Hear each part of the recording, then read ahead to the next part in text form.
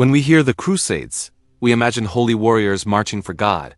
But medieval people didn't live inside a single motive. Faith, land, power, debt, and survival all collided. Tonight, we're not asking what we want the Crusades to be. We're asking what the sources actually say. Was the First Crusade a spontaneous eruption of faith, or was it a carefully engineered political and military enterprise? At the Council of Clermont in 1095, Pope Urban II delivered a sermon that would ignite a fire across Europe. He framed participation in the crusade as a sacred duty, a pilgrimage armed with a sword to reclaim Jerusalem for Christendom. Yet, his appeal was meticulously layered with worldly incentives. Contemporary accounts, such as those by Fulcher of Chartres, detail promises that went far beyond spiritual reward. For the landless, he offered the prospect of acquiring fiefdoms in the East. For those in debt, he promised a moratorium on payments. For criminals, he offered a path to redemption and social elevation. This dual-pronged recruitment strategy, fusing holy duty with tangible gain, raises a fundamental question about the very nature of the Crusades from their inception. Could killing not only be forgiven but actively rewarded by God? The concept of the plenary indulgence offered to crusaders was a radical expansion of papal authority. Previously, penance for sins required acts of contrition, prayer, and charity. Now, the Church declared that violence, if directed at its enemies, could remit all temporal punishment for sin. This was a profound theological shift. It placed the keys to salvation squarely in the hands of the papacy, which could now mobilize armies by offering a spiritual reward previously unimaginable. For a knight whose life was defined by violence, this offered an unprecedented opportunity, a way to practice his profession not in spite of his faith, but in service to it, securing his soul in the process. Why were so many of the First Crusade's most enthusiastic participants landless nobles and younger sons? The answer lies in the rigid inheritance laws of 11th century Europe, particularly the rise of primogeniture.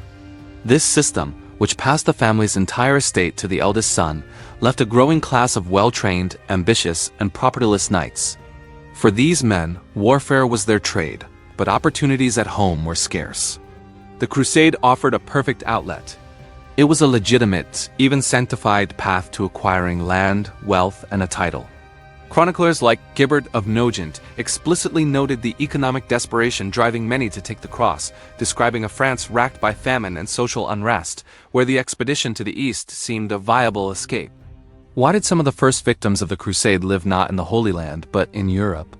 Before the main armies even departed, disorganized bands, often called the People's Crusade, unleashed waves of violence against Jewish communities along the Rhine.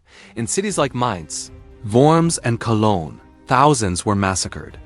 Leaders of these pogroms, such as Count Emicho of Leiningen, argued that it was illogical to march thousands of miles to fight God's enemies abroad while leaving infidels in their midst. These events reveal a profound lack of central command and the chaotic mix of motives at play. For some, the call to crusade was a license for plunder and the settling of local grievances, redirecting the holy mission inward before it had even truly begun. Was the Crusader army composed primarily of desperate peasants? This popular image is a significant oversimplification. While many poor people did join the pilgrimage, particularly in the initial ill-fated People's Crusade, the core of the successful military force was made up of well-equipped, professional knights from the upper echelons of feudal society. Men like Godfrey of Bouillon, Duke of Lower Lorraine, and Raymond IV, Count of Toulouse, were among the wealthiest and most powerful lords in Europe. Financial records and charters show that these nobles made enormous economic sacrifices to participate. Many mortgaged or sold their ancestral lands to finance their expeditions, investing fortunes in horses, armor, and supplies. This was not the action of desperate men with nothing to lose. It was a high-stakes investment made with the expectation of significant returns, both spiritual and material, in the conquered lands of the East. Of all the cities in the world, why was Jerusalem the singular focus? From a purely strategic or economic perspective, other cities in the Levant might have been more valuable targets. But Jerusalem's power was symbolic. For medieval Christians, it was the center of the world, the site of Christ's crucifixion and resurrection, the Umbilicus Mundi. To control it was to hold the most sacred relic in all of Christendom. This spiritual geography trumped military or commercial logic. The desire to pray at the Holy Sepulchre was a genuine and powerful motivator, capable of sustaining armies through years of unimaginable hardship. Its symbolic weight transformed a military campaign into a sacred pilgrimage, justifying any and all actions taken to achieve its capture. What happened after the fighting stopped and Jerusalem was taken? The victorious Crusaders did not simply return home. They established a series of feudal states: the Kingdom of Jerusalem, the County of Tripoli, the Principality of Antioch, and the County of Edessa. These Crusader states, or Outremer, were, in essence, European colonial territories transplanted into the Middle East. A small Catholic ruling class governed a diverse local population of Muslims, Eastern Christians, and Jews. They built European-style castles, implemented feudal law, and established a new foreign aristocracy. This project of state-building demonstrates that the goal was not merely to liberate holy sites, but to create a permanent European political and military presence in the region. Who were the biggest financial winners of the Crusades, even when the military campaigns failed? The Italian maritime republics of Venice, Genoa, and Pisa profited immensely. These city-states possessed the fleets necessary to transport troops, horses, and supplies across the Mediterranean. In exchange for their naval services, they negotiated lucrative trade concessions in the port cities captured by the Crusaders. They established commercial quarters, secured monopolies on key goods, and effectively redirected the lucrative spice and silk trades away from Byzantine and Muslim intermediaries and into their own hands. For them, the Crusades were a business opportunity on a grand scale, a catalyst that cemented their economic dominance over the Mediterranean for centuries, regardless of who ultimately ruled Jerusalem. Why was the language of crusade eventually used to justify wars against other Christians? The concept proved to be a remarkably flexible political tool.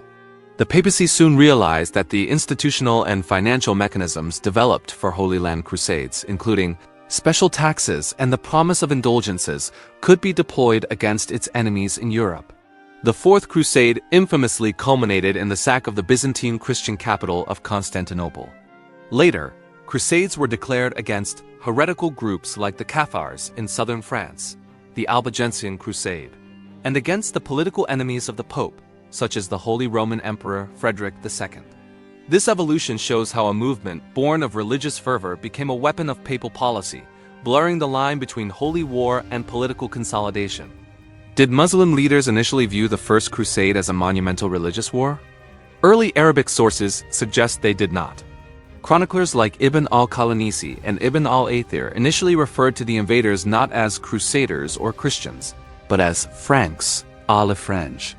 Their analyses framed the invasion primarily in political and military terms, viewing it as another wave of Byzantine aggression or simply a land grab by foreign barbarians. The concept of a unified Islamic jihad in response to the Crusades developed slowly over decades as the nature and religious fervor of the Frankish project became clearer. Initially, the disunited Seljuk and Fatimid rulers saw the Crusaders as a political problem, not an existential religious threat. Were all Crusaders volunteers fighting solely for God? The lines were often blurred. While the initial call was for pious volunteers, the practicalities of sustained warfare required professional soldiers. As the Crusades evolved, it became common for powerful kings and nobles to fulfill their crusading vows by hiring mercenaries or paying for the service of other knights. The Templars and Hospitallers, military orders founded to protect pilgrims, effectively became standing professional armies funded by donations from across Europe. In some instances, crusading forces acted as hired soldiers for political allies, such as the Venetians in the Fourth Crusade. The religious framing provided legitimacy and a powerful recruitment tool, but on the ground, many participants were paid combatants.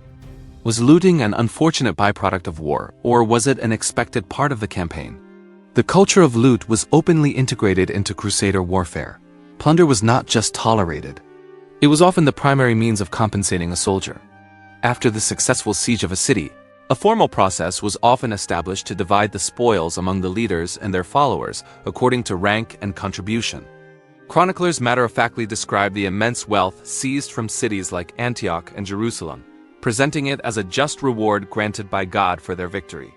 This expectation of loot was a powerful motivator, attracting participants and helping to finance the ongoing campaign by turning conquered territory into liquid assets. Beyond territory or trade routes, what institution gained the most power from the Crusades? The papacy. By initiating and directing this massive international military effort, the popes demonstrated an unprecedented level of authority over the secular rulers of Europe. They levied taxes across Christendom, commanded kings and emperors to take up arms, and claimed the right to direct the course of European warfare. The Crusades were a key stage in the transformation of the papacy from a purely spiritual leader into a powerful, centralized political monarchy, a major player in the temporal world of states and armies. Did women participate in these massive military pilgrimages? Absolutely. While they were typically excluded from combat, women played crucial and diverse roles. Noble women like Eleanor of Aquitaine accompanied their husbands on crusade, bringing their own vast retinues and influencing political decisions. Women were essential as organizers and fundraisers back home, managing estates to finance the expeditions. In the Crusader states, they became powerful heiresses, ruling territories and strategically marrying to preserve dynastic power. Other women traveled with the armies as pilgrims, laundresses, cooks, and merchants, providing vital logistical support that sustained the campaigns. Their presence, though often overlooked, was integral to the crusading movement. Why would an army carry saints' bones into battle? Relics were treated as powerful weapons and sources of divine favor.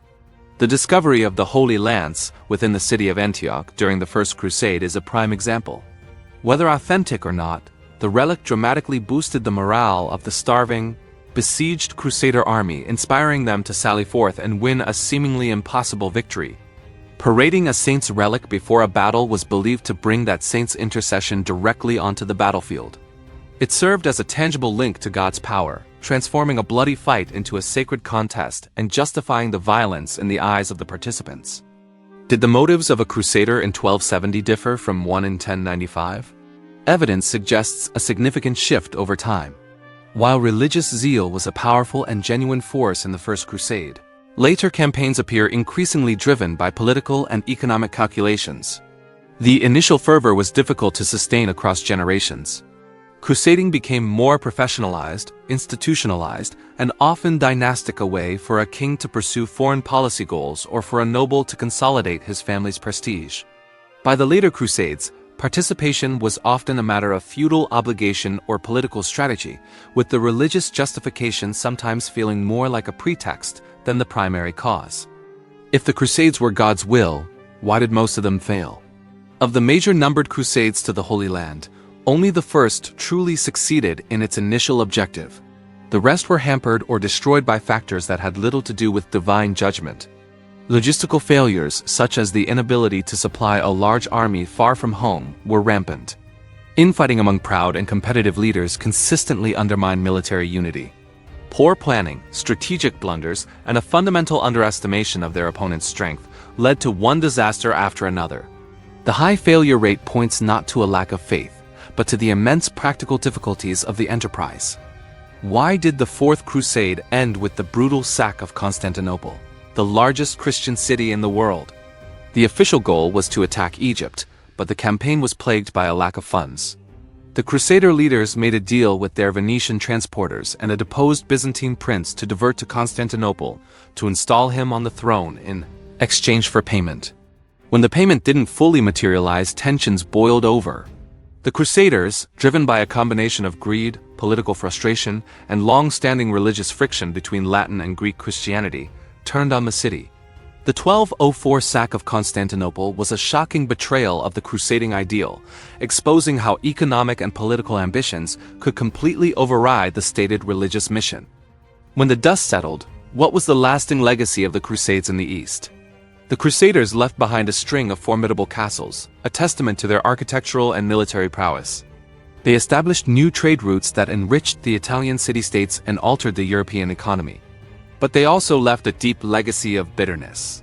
Their rule in the Crusader states established a model of feudal governance over local populations, and their violence deepened the schism between the Catholic West and the Orthodox East. For the Muslim world, the memory of the Frankish invasions would leave a lasting scar, contributing to centuries of hostility and mistrust. So were the Crusades a holy war for faith or a political campaign for empire? The evidence reveals that they were unequivocally both, with the balance shifting depending on the time, place, and person. For a peasant pilgrim, it was a journey for salvation. For a younger son, it was a chance at a lordship. For a pope, it was a tool to expand church power.